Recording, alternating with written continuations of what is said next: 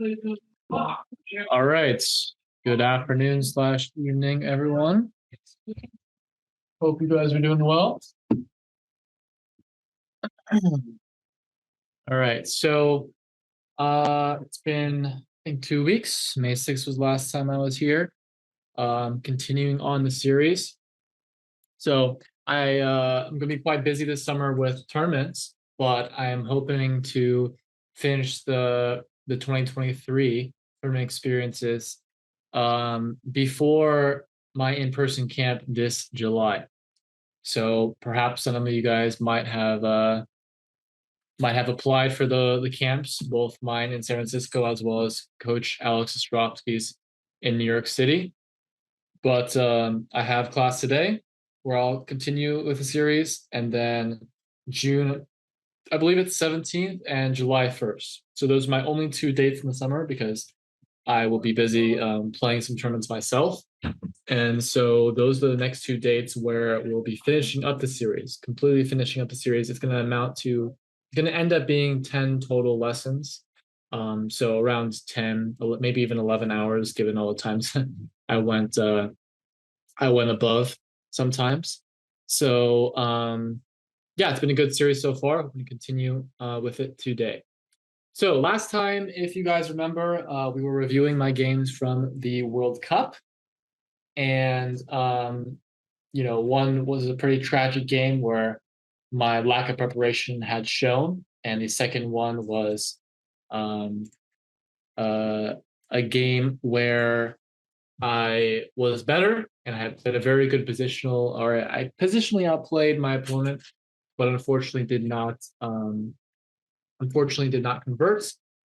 And so now here we are.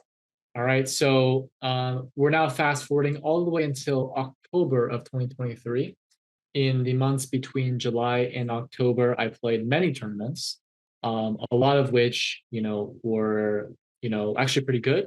After the World Cup, my rating was, I believe it was 2445 FIDE. And now we're once again fast forwarding to October, and I was now up to 2476. So I was 30 points higher. I had a few good tournaments, but they were pretty mediocre and no defining moments that I decided to share with you guys throughout this series. But as I promised a couple months back, we not only will be going through the highs of my 2023 experiences, but also the lows.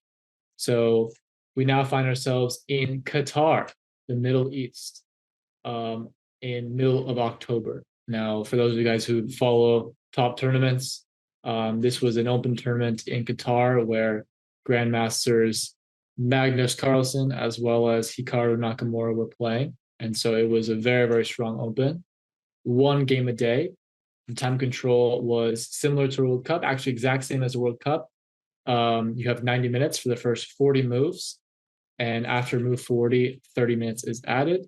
And then on every single move, there's 30-second increment. So if you guys have learned anything about me so far, it's that I thrive under playing quickly, playing faster, and making practical decisions. So that time control does not necessarily play towards my strengths, but I was still looking forward to playing a very strong tournament. The rating cap was 2,300. There was maybe like one or two players who were below 2,300 who were some special exceptions.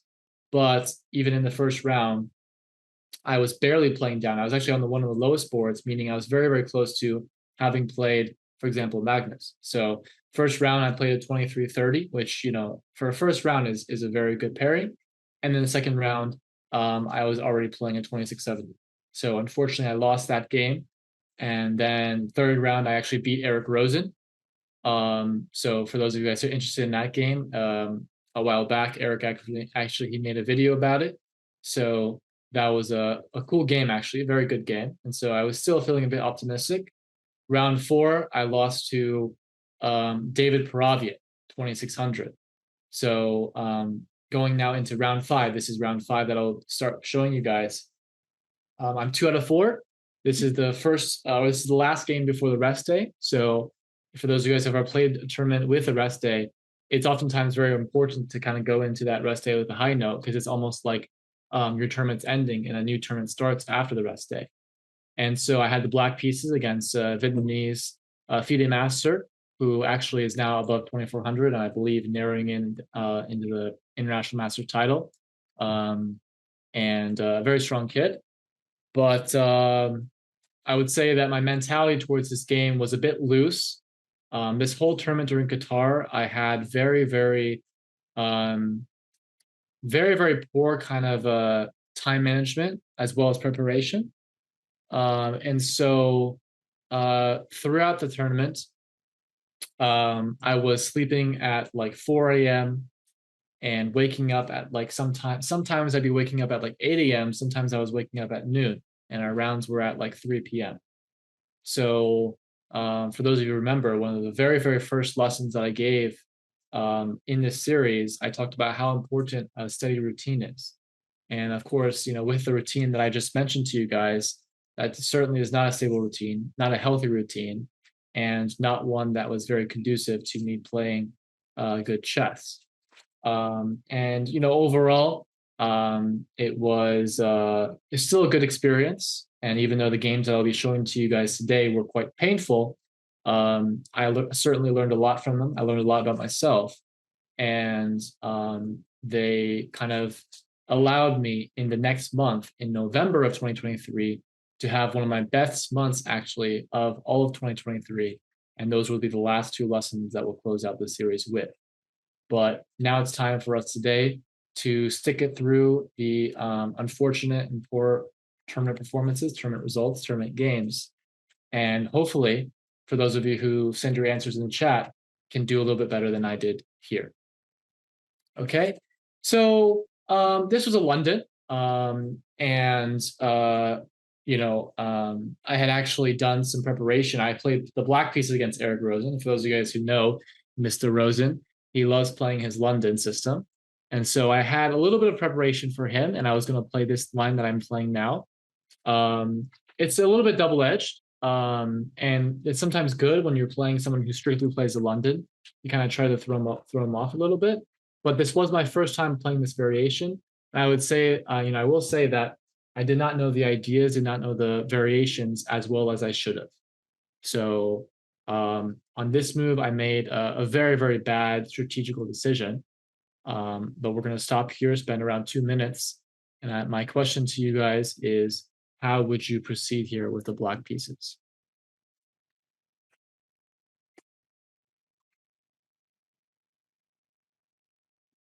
All right, so everyone here, remember to send your answers privately to me in the chat. I feel like someone always forgets to do that. But send your answers privately. And then the prompt is black to move. Simply just find the best continuation, find how you think black should proceed right here. All right, so 2 minutes. All right, so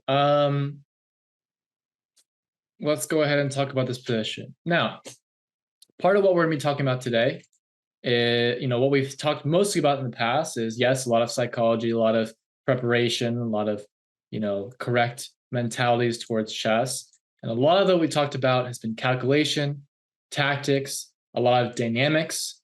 And while positional understanding and while practical decision-making has come up on occasion, a lot of what we're going to be talking about today is simply making just the right decision in the position. Okay. And so right here, I wasn't looking for anything real too special. But I am going to kind of hit upon some of the ideas that some of you guys mentioned. So one of the ideas that some people mentioned was b6. And okay, this is not a bad idea. A lot of people are mentioning a move like bishop a6 so that we can, in order to trade off our bad c8 bishop. Well, I'll say this for later. The issue with this move is very similar to what the issue was in the real game. Okay, and knight g7 also recommended, a little bit better than the move b6. I think probably the second best move, if I recall. So the idea with knight g7 is to reroute the knight to f5. Not a bad idea at all. And probably if you were to go knight g7, white would go something like knight to f3 to try to control the e5 square. I mean, knight g7 is a fine move as well, but probably is practically not the best. There's a slightly better and more accurate way to play in this position. Now, the move that I played is f5, an absolutely terrible strategic move. And the reason why I played this move is, number one, I had vaguely remembered in my opening preparation that the move f5 was somewhere in there, in some position. And what I will say is that while making your opening decisions based off of theory and based off of what you remember or what you think that you remember sometimes works, more often than not, when you make decisions based off of a faint memory of position or based off of something that you've thought about before, oftentimes what you're going to be doing is your mind will kind of change what you've been thinking. Your mind will kind of trick you, play some tricks on you and make you play moves that you want to believe are good. And f5 is so in the spirit of what the types of moves that I like to play, like dynamic chess and, trying to play the most complex moves or the most kind of forward and confrontational moves. But the thing is that it's just not the move that this position was calling me to play. Okay. And so what I want you guys to do now is take another 2 minutes and try to find now the best move here for white, the best way to improve white's position, the best way to take advantage of black's last very, very poor move. And then we're going to go backtrack to what I should have played and how I should have tackled this position, how I should have approached this position. Okay, so white to play, everyone. Once again, 2 minutes here. Answers to me privately in the chat. White to play and find the best continuation.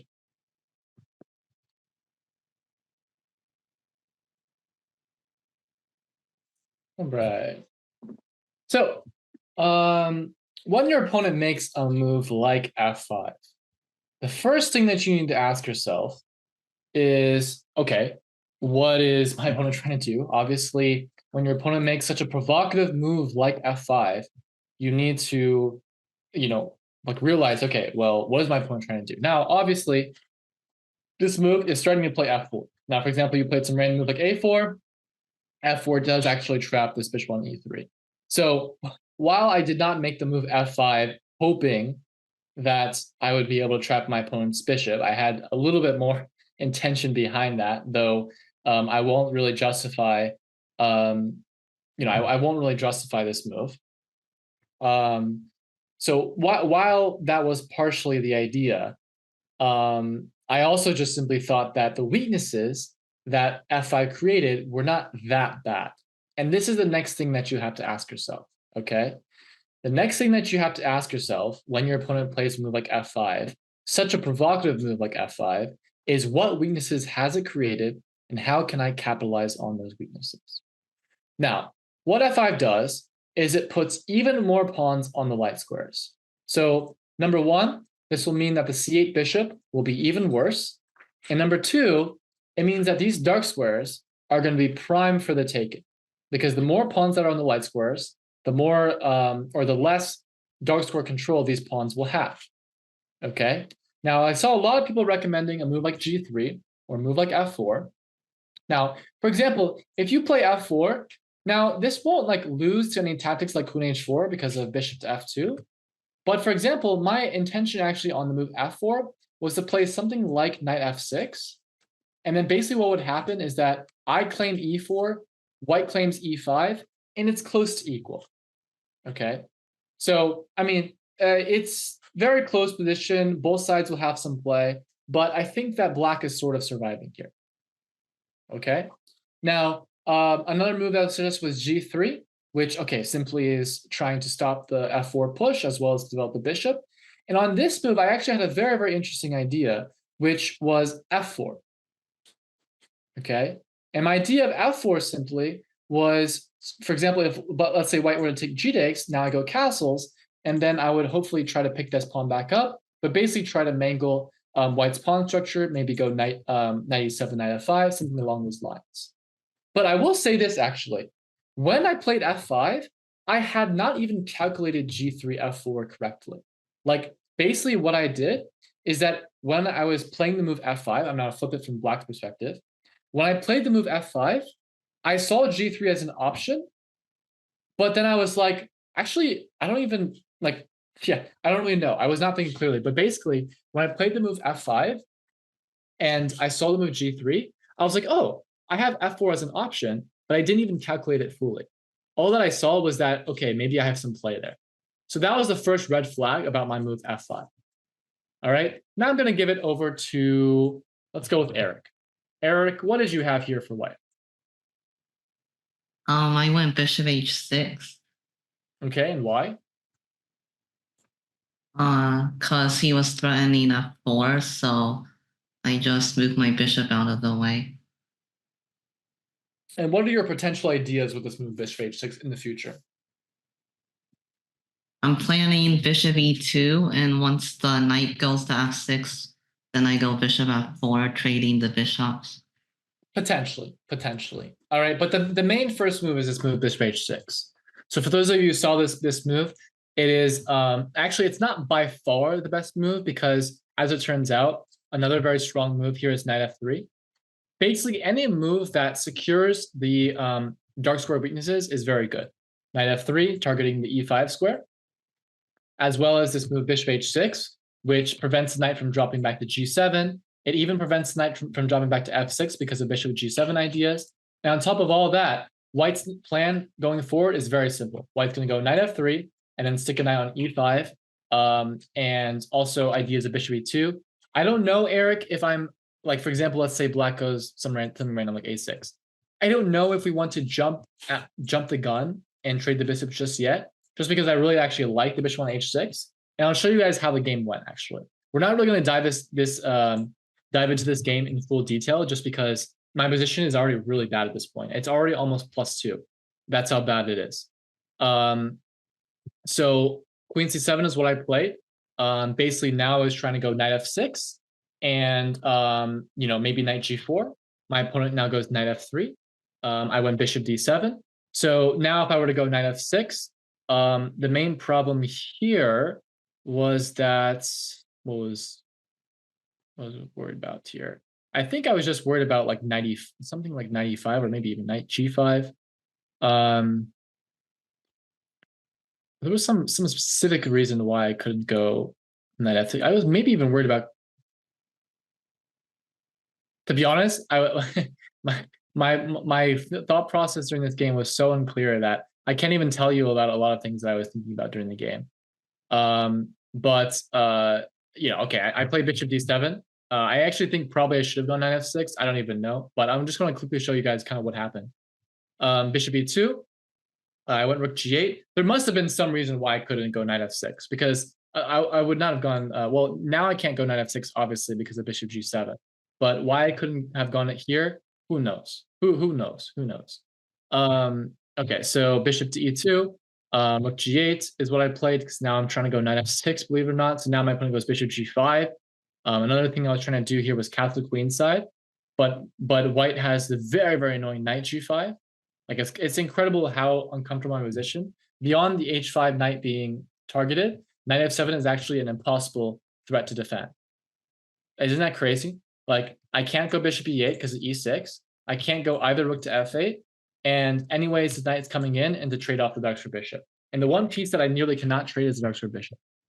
So I went rook g8 so that now I can castle queen side. But now he goes bishop g5.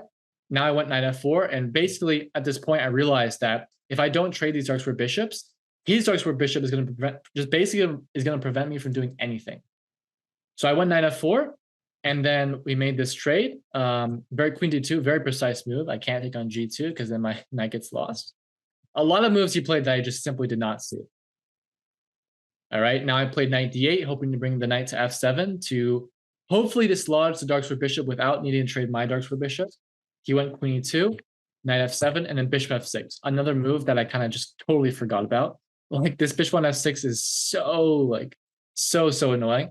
I can't move this bishop because of e6. I can't move the rook pretty much. If I were to go g5, that's just asking to get mated somehow.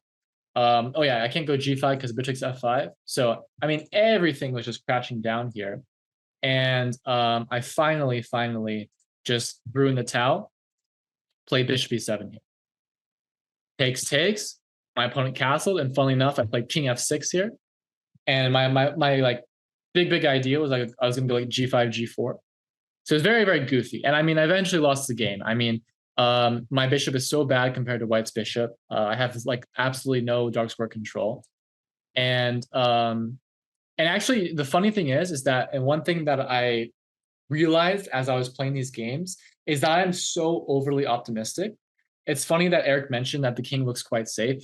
The king is not safe. I mean, like 95 comes, the e file is completely controlled. E6 sacrifices on e6 are are in the air. King f6 is actually not a bad move, by the way, but it doesn't matter. At this point, I'm already much worse. But one thing that I realized I had to work on was that I was so like delusional. At this point, I was like so optimistic. I was like, wow, I put my king on f6. This is so funny. Like my other rook's gonna swing to e8. I might even get a minority attack going on the queen side, which I actually ended up doing. It was just absurd. I mean, I was not in my right mind for this game. I actually did end up turning it around for one move, the whole entire game, and it was on move 38. And I was getting low on time. Believe it or not, I was the one getting low on time, and I only had one move to save a draw, and I didn't find it. It was kind of complex. But the main reason I showed you guys this game was due to my mentality and the reasoning behind which I played f5. So I caution all of you to not play moves like f5 based off of a faint memory of opening ideas. But beyond that, make sure to have reasonings behind specific moves, whatever moves it is that you're playing, okay? Especially in the opening. Because openings are where all of you should be the most informed about chess. Perhaps endgames, maybe you might have a little bit more understanding. But openings should be where all of you guys are the most informed at chess. You have engines at your disposal. You have chessables at your disposal. I'm sure for those of you guys who have private coaches, you have your private coaches at your disposal. All of these things are basically informing you of what to do, what kind of opening ideas to play, what specific moves to play.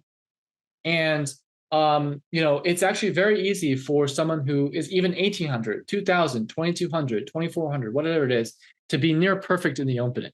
Because all you need to have is either A, a good memory, or B, a very good understanding of, the sidelines and everything. Okay.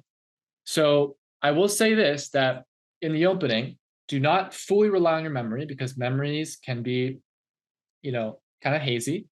And then B, when it comes to your memory is getting a bit hazy, just purely try to understand the position. And so now going back to what the best move in this position was, it was simply just castles. Right? You guys saw bishop h6 was such a big issue, and that's kind of why also b6 here is too early, because of the move bishop h6. And so castles. Okay. So castles, and now black can maybe later go f5, probably not though. The main ideas are actually f6 and potentially e5, maybe even f6, knight g7, g5. The ideas are actually pretty complex, and both sides have good play. And that's what I was mainly looking for. But this f5 move was just out of this world. And bishop h6 actually was not even the only move that took an advantage against f5. f5 is just wrong for so many reasons. Okay. All right. Well, I hope that was somewhat informative. Let's keep moving on. So the next position is this one right here. Okay. So, okay, I'll give you guys 30 seconds to guess what opening this was. I'm white, by the way. 30 seconds, guess what the opening this was. The more specific you are, the more brownie points that you get. Oh, the screen didn't change? Wait, it should have.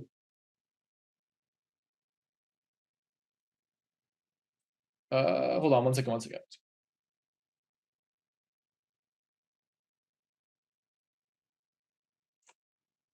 I thought I was sharing my whole screen. But okay, you guys should be able to see it now. Okay, well, you guys should be able to see it now. But I thought I was sharing my whole screen. But anyways, all right, here. Okay, yeah, a lot of people are saying Carol Khan.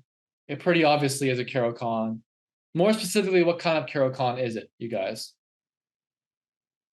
Yeah, it's an advance, And you can probably see that based on the fact that this pawn's on e5, but also this h4, h5 is kind of a giveaway as well. Anyways, that's not too important. So, by the way, black's last move was just king to e8, for those of you guys who can't see this arrow. So that means that black does not have castling rights. So even if you were to move this queen away, black still cannot legally castle. The main issue that white has, though, is that d4 and h4 are kind of weak because of the bishop's targeting on the f3 knight and this knight on d4. Now, of course, if we were to give black one more move, knight takes d4 is not really on the cards because of ideas like knight d6. And so basically both sides have some pressure. White's position is probably a little bit more fun to play because black's king is a little bit weakened. And, white has kind of an attack going on here, even though white has some positional weaknesses that they have to kind of realize, they have to be aware of. But yeah, and by the way, this is round 6, okay? So the previous round 5, was a very, very unfortunate game. I was now at 2 out of 5 at that point in the tournament. And this was the first game after the rest day. And I was in very prime position. This is a very good position for white. Very prime position to get a comeback win. And so I'm not going to say much further, but leave it up to you guys, okay? White to play. All right? White to play here and try to find the best way forward. I'm going to give you guys a little bit more time here to try to understand the position and see the best way forward. So I'm going to give you guys 4 minutes. All right. So 4 minutes. Remember, send your answers privately in the chat. Lock in. Try to understand what the best continuation here for white might be. All right. I'm going to give you everyone 15 seconds. Type in those answers. Type in those answers.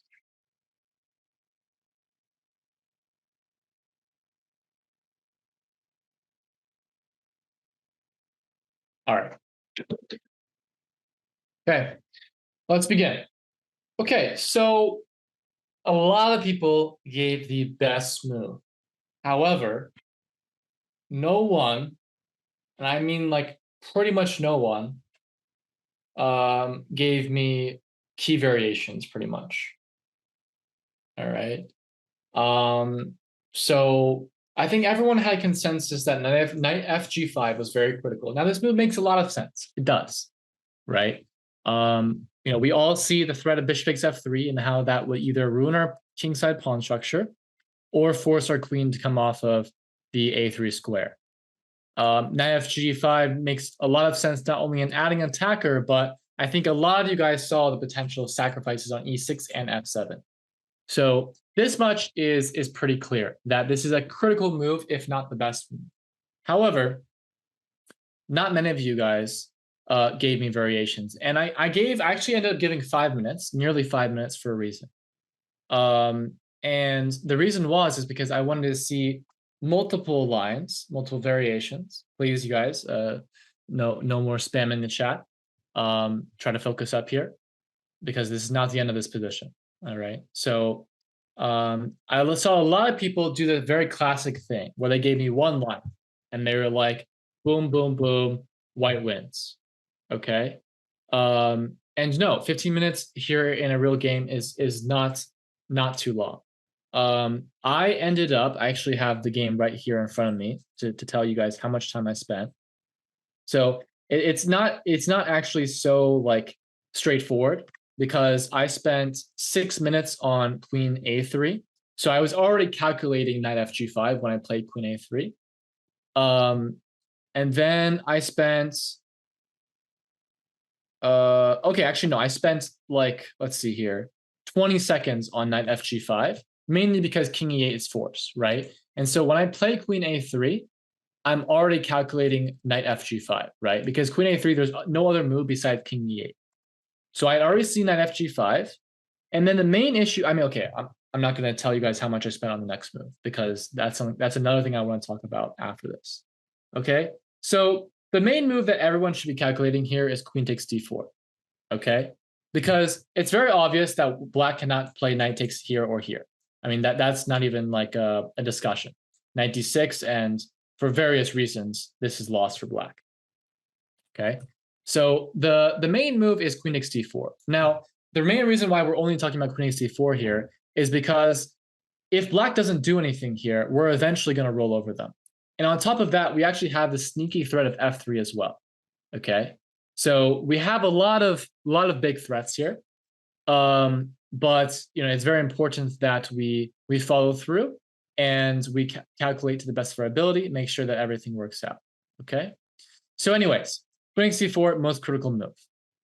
And then here, everyone who gave me a variation, if I'm not mistaken, only gave me one variation. And it was either beginning with bishop takes e6, beginning with knight takes e6, or beginning with knight takes f7. Okay? So now I'm going to tell you what I did. All right? So basically, I actually think the timestamps were wrong on Lichess, because I think it was here that my opponent spent 15 minutes on, I think it was, basically what I was doing is that after I played knight fg5 very confidently, I started walking around because I knew that I was in the driver's seat and I knew that I was crushing. Okay. And I had basically already committed to what my next move and next sequence was, and I completely misevaluated it. Okay. So what we're going to start doing here is we're going to start calculating these variations and figuring out what to do. Okay. So bishop takes e6. Very logical move.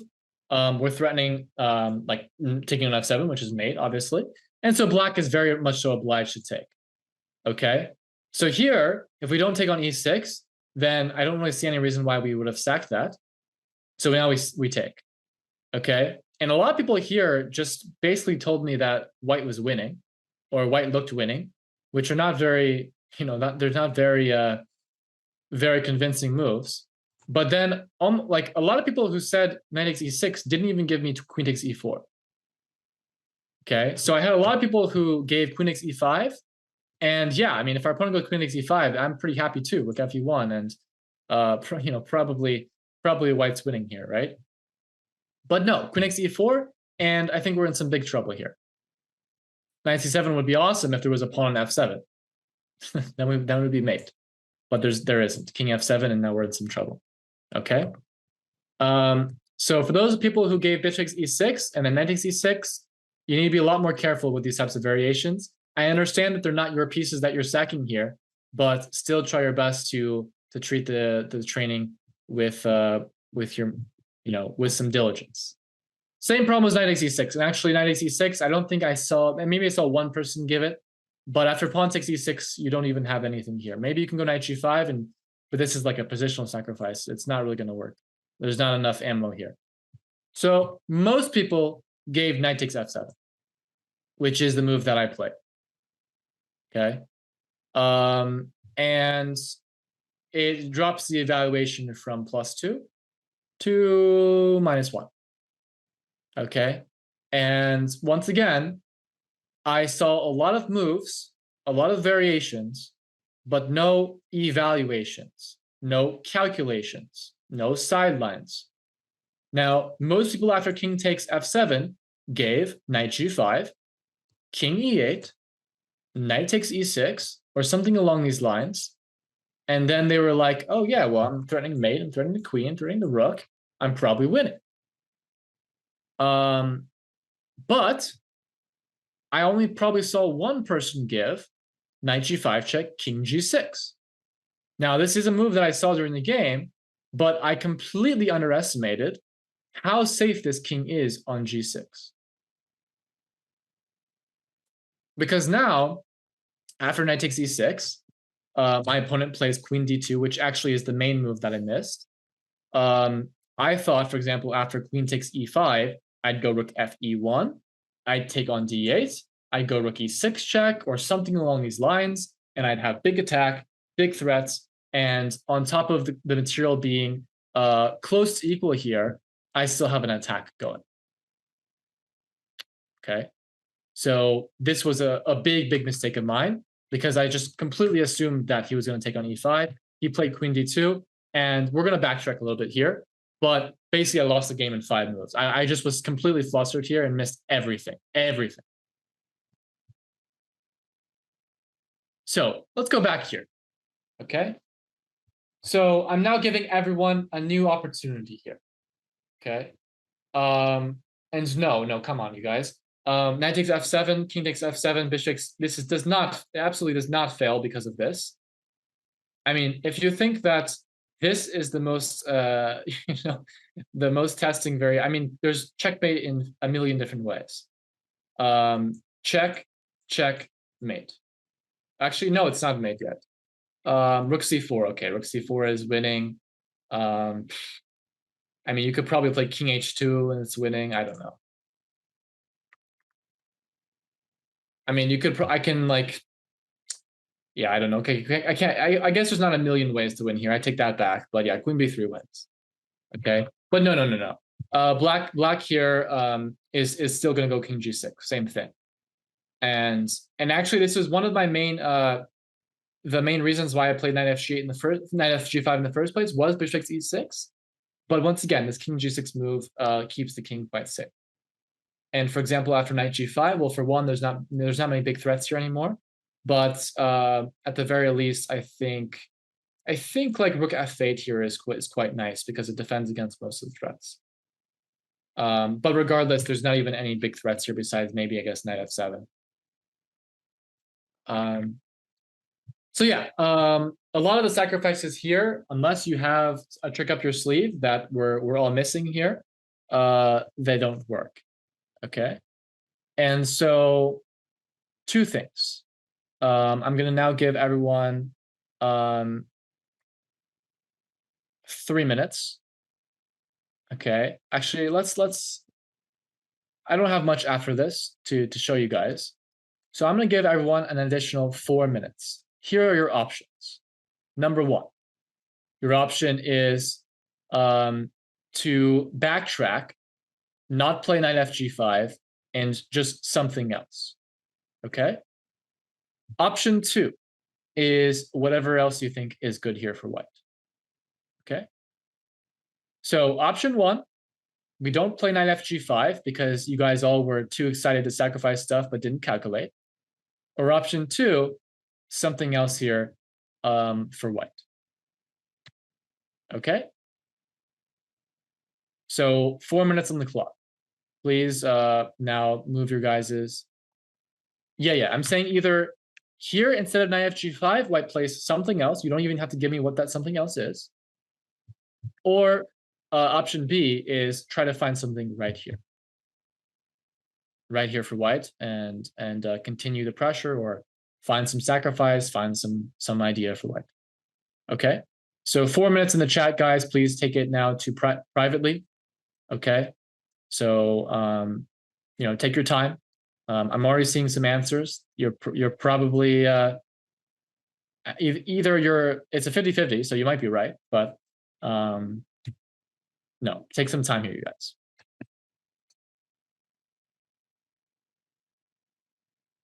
All right, so bit of a 50-50 split. Quite a few people kind of gave up here and said, let's backtrack, try to find something else. But I will say this, okay? For those of you who said backtrack now, and before we're super adamant about knight fg5, make sure that when you play a move like knight fg5, you have the response ready. Okay, so either A or option 1, you play knight fg5 with the response ready, you've calculated it, you calculate it out, or you simply sit on your hands, go back to this position right here after queen a3, or maybe even back here after queen d3, because you don't have to play queen a3. And remember, after queen a3, king e8 is forced. And so since it's a forcing sequence, you don't need to play the move. Okay?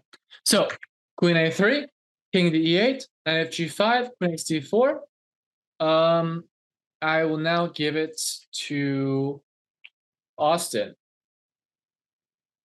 So the move I want to play here is rook fe1, because the problem is when we try to play bishop takes e6, we're going to lose the knight on e4 at the end of the variation.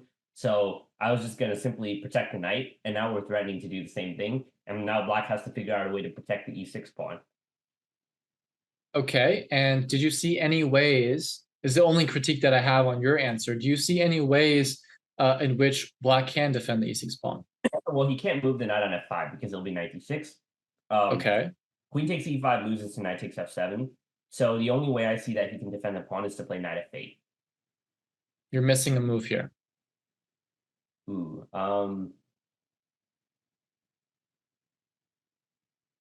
But okay, good stuff so far. I'm going to give it to someone else, Austin, but make sure to be checking those resources for your opponent, okay? And so, yes, knight f8 is a move, but I think clearly if our idea with rook fe1, knight f8, or sorry, if our idea is rook f4, if rook fe1 forces knight f8, we're very much so a step in the right direction. And now there's, it's very, very hard for black to find a move at this point. And knight on f8, black can't castle. Knight and bishop are kind of stuck. Queen's also in the middle ground. At this point, I don't remember exactly what the clear win here is, but there's a lot of probably different moves here that put max pressure on black. But no, the move here actually is rook h6. And so here I think Vedant had a solution to this. So Vedant, what did you have here? Okay, so I thought about knight f7 because that's okay, so forcing moves e6. I cannot take on e6, so now I was looking at knight f7.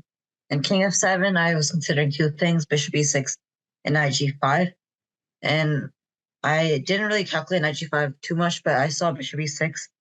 I thought bishop e6 was winning. So first of all, if he just if he plays king g6, then I was thinking about just taking on f5, then rook cd1, and then I saw something with rook e6 and knight g5. Okay. And so if black, for example, like plays rook takes e6.